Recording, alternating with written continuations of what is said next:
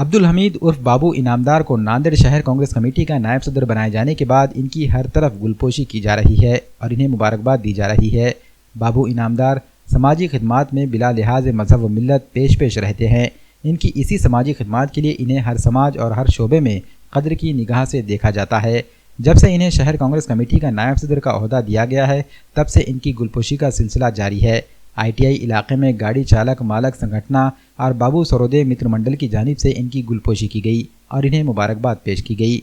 इस मौके पर कांग्रेस कमेटी ब्लॉक सदर सुभाष रायबोले, अनिल कांबड़े, बाबू सरोदे, एकनाथ ब्रादर, राम कदम, शेख शादुल, मुन्ना अहमद, श्रीकांत सोनाड़े, बालाजी मुड़कीकर, सुनील बख्तरे, हबीब भाई, मोइनू भाई व दीगर भी मौजूद थे। इनामदार व आमच्या सगळ्यांचा आपण सन्मान वाढवला त्याबद्दल तुमच्या मोठ्या संघटनेचे मी मनापासून खूप आभार मानतो।